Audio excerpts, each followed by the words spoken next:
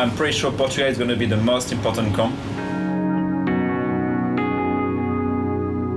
For being world champ, I think you have to be good in many kinds of waves.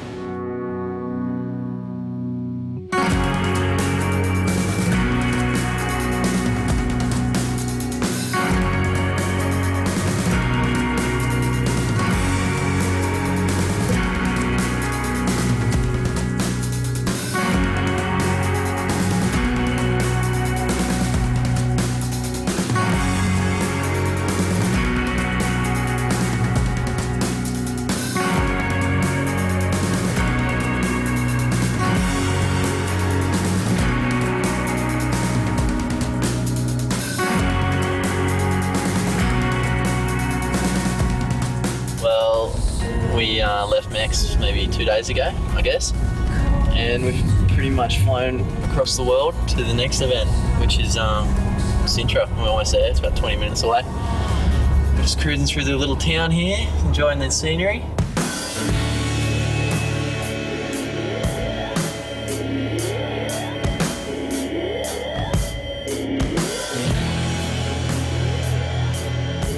It's always fun here, there's castles in the distance. It's like just the scenery is unbelievable. And it's a big contrast to, you know, what we've kind of experienced in Mexico, which is just, you know, hot and everything revolves around the beach, where more of this is just the history about the place and, you know, how beautiful everything is. You got to write it down.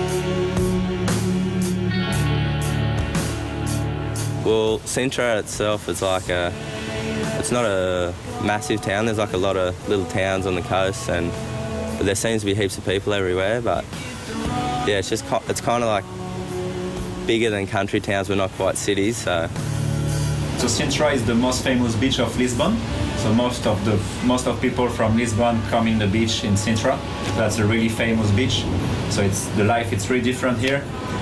Food is really good. It's like European food, really good. It's really cheap. Chicks are amazing. So it's one of the most beautiful chicks in Europe are here in Portugal. And this week you're gonna be crazy. The Portuguese girls are so attractive because of their skin, I think, and just their accents that get you every time, I reckon. But yeah, they're all just like petite and beautiful. And I fell in love with one. Hey, tell us about the one you fell in love with. Oh, I don't know what to say about it. She brushed me, but... Every comp now, it's been the first time that this tour's kind of ran in this fashion where you get a win, you get 2,000 points. So, you know, Mexico was an amazing event, and this one's just as important as the last one. You got to go on every event thinking that it could be your last sort of thing. So if Jeff can pull off another win, it's got to make it really hard for us to, you know, to try trail him and try and catch up. This is the comp area right here, actually. These guys. Cheers! Yeah.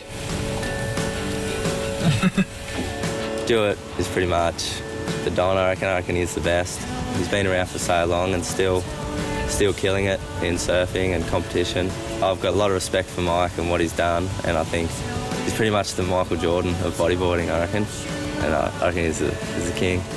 Usually this event here at Praia Grande in Portugal is a real critical event for all the competitors, because this is an opportunity for someone to either pull ahead, or if they get knocked, they'll fall behind. So anyone that's on the fence, this is pretty key. And you know, for the guys that are real in a tight title race, this is an opportunity to move ahead or to fall behind. Yeah, so when it comes down to, you know, what event's more important than the other, I mean, some have a lot more history behind them and some are, you know, heavier than others, but it comes down to points in a title race, they're all the same. And this one's just as important as the other one.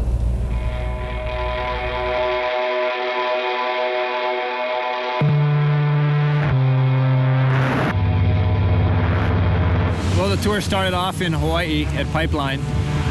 You know, not epic Pipeline, but it was good backdoor, and it kind of gave everyone an opportunity to open up and try to do some different moves and really show what they can do technically on waves. It was high drama at the end. Looked like Tom Rigby was a young kid, never been in the final before at Pipe. Looks like he was gonna win it. And then Jeff Hubbard in the last, minute or so, 5 minutes just came on really strong and stole the victory.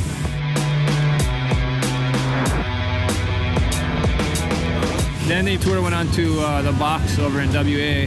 The box is kind of a fickle wave. It doesn't always break, so we ended up having trials at Gaspé,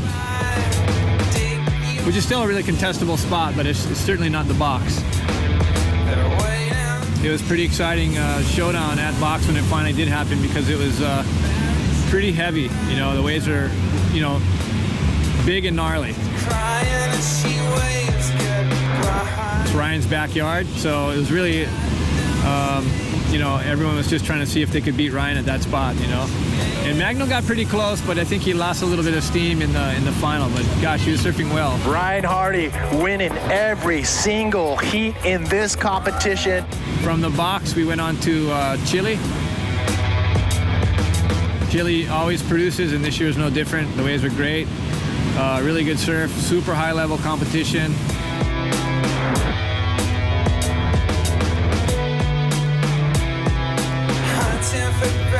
Tamega finished it off in amazing style and showed everyone, you know, how hungry he still is to do well, and what a competitive animal the guy is in heavy surf.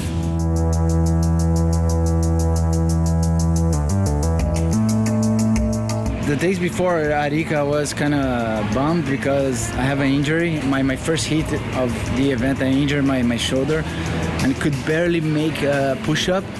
Oh, no, really, actually, it was the most intense hit I ever had. It was really like a fight almost. Like in the water, we didn't even speak one time. We didn't change words, really. It was more like look. I was looking at him, he was looking at me like, you know those MMA fighters before the fight? They're gonna like, are gonna kill yourself, or I gonna kill yourself, you know? That's how we were looking at each other right there. Just before the hit, when I saw I was with Tamega, we were watching the comp and I just came behind him and take his neck like this. If we were fighting, it was a joke, but he was not joking at all. Just put my arm out and said, "God, we're gonna see that in the water." We were like staring to each other like for 1 or 2 minutes. It was like crazy, and I was like, man, let's do this. You know, I'm ready for you. You know, I'm gonna knock you right now. Amaury Laverne. Yeah, well, this is a deep one, and you can see GT has priority. No, GT's got priority there, so he is allowed to do that to Amaury.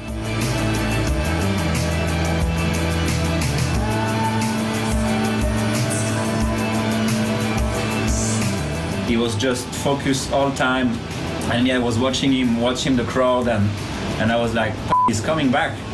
Now he need an 8 point something, and boom, he get it. And Guilherme Tamega dropping in on this one. Well, Tamega once again just setting the line, disappears under the curtain, comes out for the Brazilian, and will look for something big there. Oh my! On the end section. The crowd erupting downstairs and wave action back and forth. It is Amaury Laverne and Guilherme Tamega fighting it out. Oh!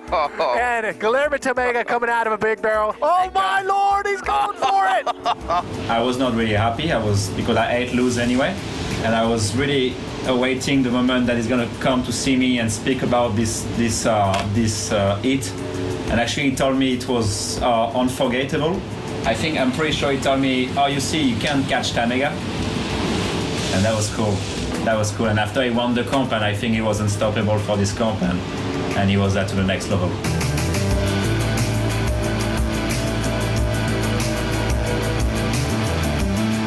I won the fight, you know, and I won the other 2 fights, and I won the event. That was huge for me. That was huge for my whole career. But that doesn't stop that. That's not everything. The title is everything. You know, this tour is the hardest tour I haven't been to. You know, the whole level is just amazing today.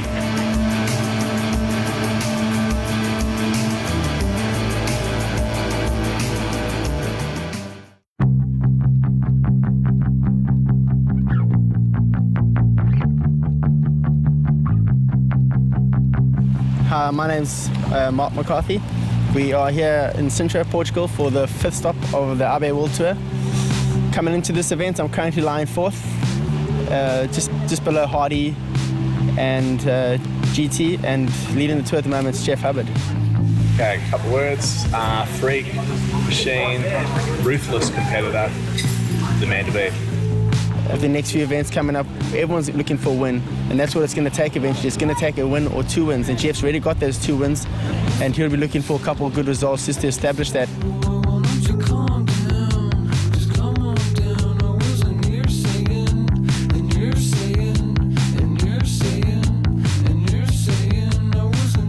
And really was an amazing comp, and Jeff was to the next level. I was sitting in the same room of Jeff for this trip, and already see how he was focused and how he was getting ready for this comp.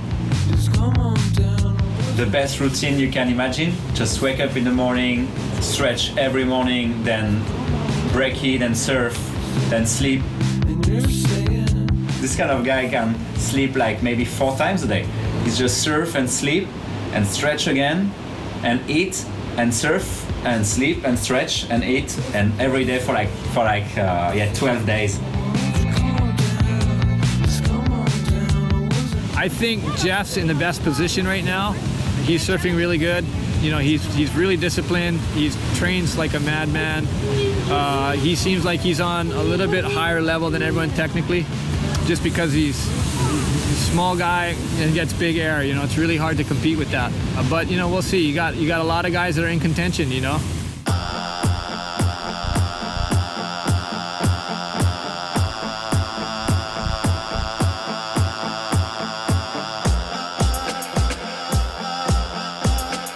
Here we go, up and riding, Jones Russell. Jones Russell with an invert, really, really good. See, but check this out in white. Not over yet, oh ho ho ho! It's too late. This guy can do a backflip on anything, anywhere, at any time. Pierre-Louis Costa, just a backflip, the French phenom. It's too late.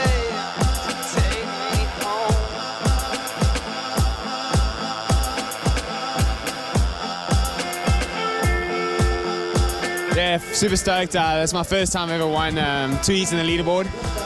So I'm gonna have a good sleep tonight, knowing that pretty much guaranteed to be in the next round, and so I'm super stoked. It's too late, so hold me down. Jeff Hubbard with a nice move right there. It's too late to apologize. Yeah, it's really, really nice when you come in and get a first in your first heat. It really helps you get some momentum going for the rest of the contest, and you know, gives those nerves a little calm down. You know, you got 2 more rounds, but you feel a little more confident. All right, Guilherme. Speed. Oh, that wave flows fast. Oh.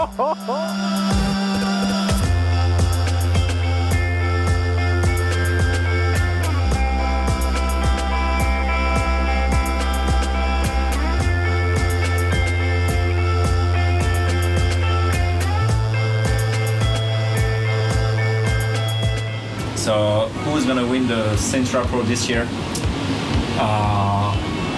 It's like tricky. Technically, I would say Pierre.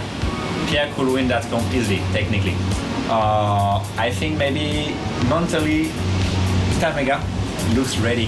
Man, let's do this. You know, I'm ready for you. You know, I'm gonna knock you right now. And the guy would maybe deserve it really, maybe Lucas Nogueira, guy from Brazil. My biggest stat here in Sintra would probably be, I don't know, Pierre surfing pretty good in small waves. He pulls off all the moves. I think the more the technical guys that just keep it tight and to the pocket. But you never know. I mean, the waves could be 1 foot, they could be 4 foot. And if they are going to be a little bit bigger than 4 feet, then there's going to be different threats. So I just take every heat. I'm not surfing against everyone. I'm surfing against 3 guys in heat, and then eventually I'm surfing against 2 guys in heat, or 1 guy. So I was going to beat that guy that's on heat at the current time and then take the next guy on. I put my money on Pierre. Technically, for sure, he's the best technically.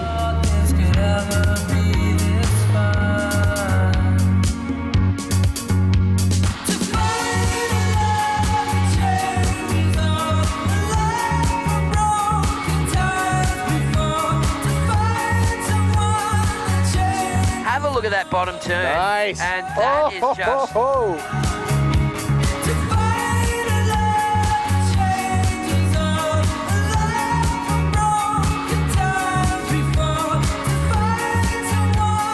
Yeah. I mean, the waves, it's just like Kira out there. It's just like a blessing, like just big waves coming in and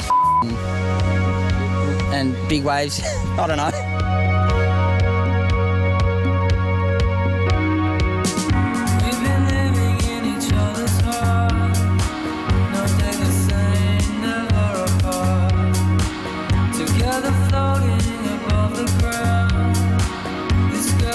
I was lucky my first wave was a good score, so it got me right in a good spot, and then I had a good backup.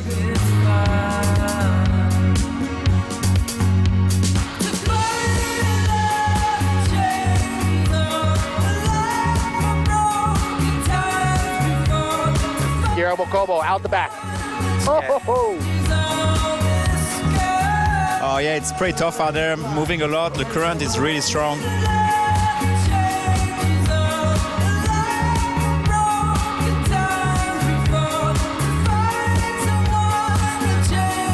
What's he so gonna do? tough. Here we go. Oh my! Oh yeah. There you go, Manny. Oh, Wow. again.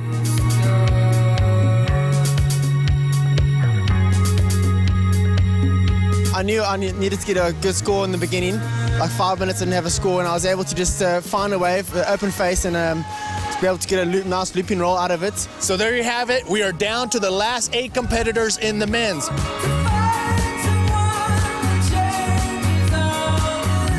You know, the first thing, I'm just stoked to be in the final day. You're so hard, the competition these days, like everyone's ripping. So to be in the final day is like my first goal. Then tomorrow, yeah, it's all business, just trying to get down and yeah, finish the event up and with a good result.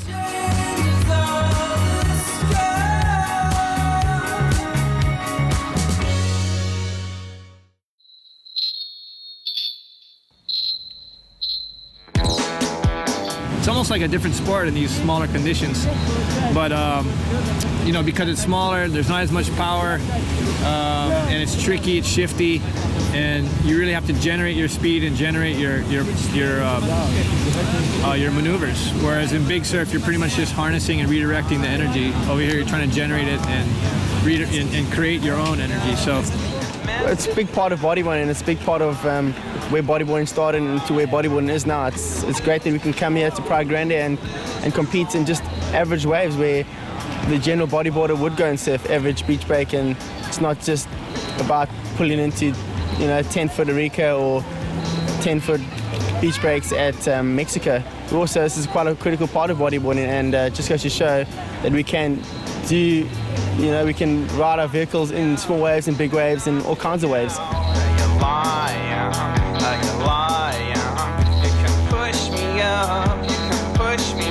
I don't get bored of riding small waves. I'd rather prefer to ride bigger waves, but it's just a different style on how you ride. When I was a grummer, I used to love coming and watching these kind of events and watching the pros and average beach breaks that I surf every day. If you can beat the small wave riders in small waves, and that just goes to show that, you know, you're a good competitor, and you can mix it up with all the rest of them, and you're not just one-sided, which is a big part of being world champion. You can't just be seen as one kind of rider. I think it's important for, you know, anyone that's crowned a world champion to be really competent in all conditions. You know, this event serves that purpose. You know, it has generally smaller surf than what you see on the rest of the tour, and it takes a certain type of skill to ride these waves. And in my opinion, it's harder in these waves than it is sometimes in bigger surf.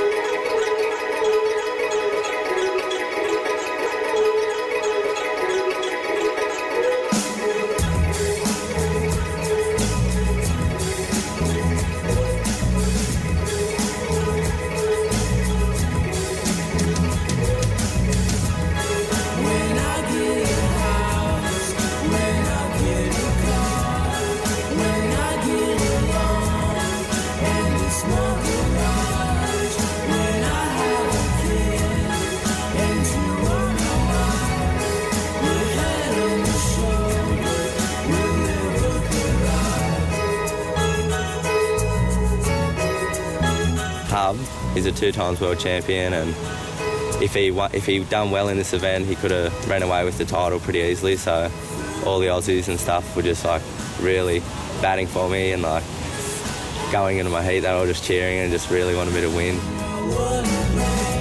I made the trials and then I had the main event and I made the top 16 there. So that night, like I'd already surfed 7 times and I was like pretty buggered.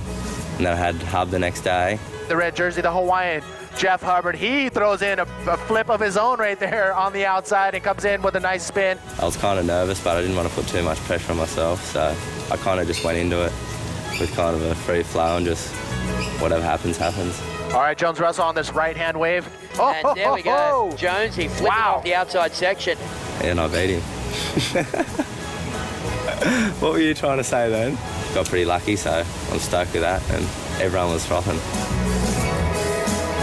It's just a pretty cool thing how you can come from just locally going well, then getting support, and then being on the World Tour in a few years. Like, it's pretty amazing. I think anyone can do it if you put your head to it. I think bodyboarding's in a really good position at the moment. Got a new competition system, and there's a lot of new interest at the moment. So, and like I think it's at the best locations right now, and I think it can only just get better and better from here on in.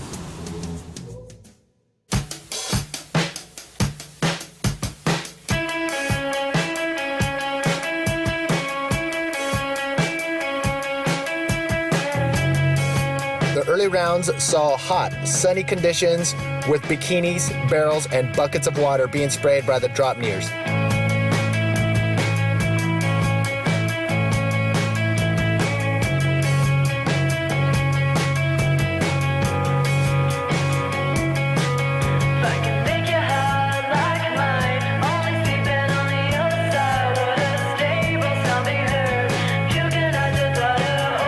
And in the end, it was the Australian Dave Winchester taking the win. Yeah, the waves started off pretty fun this morning and they got a lot harder in the final, but I was pretty happy to come away with another win 2 years running and try and come back next year, get the trio. And in the women's division at Sintra, the girls saw contestable beach break waves that they absolutely destroyed.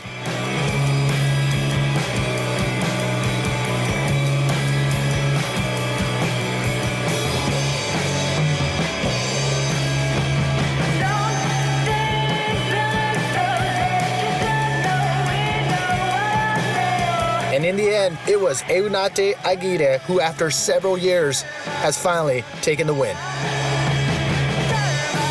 Yeah, thank you so much. I'm so excited. Like, I've been looking for that like for ages. I've been here in Sintra for maybe, I don't know, 8 times, and it's been always my dream. And I said before the contest, I said I want to win. And I think I've been so focused, and like I've got a lot of energy from a lot of people, my friends, my family, everyone here. So I'm so stoked. The beaches remained packed for the final of the men's division at the Sintra Pro.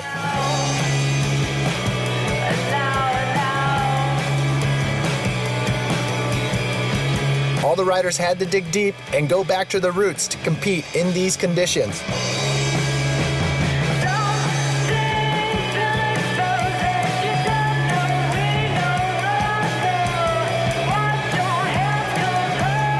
In the final, it was Brazil versus Brazil. Eder Luciano and Udi Valadao going head-to-head.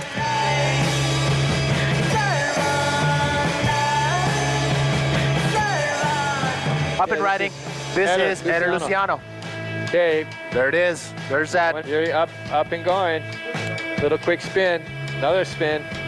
Just looking for that vertical section. Whoa. How in the heck does he do that in that wave in these conditions? Udi Valadao was the one that came out on top and took the win.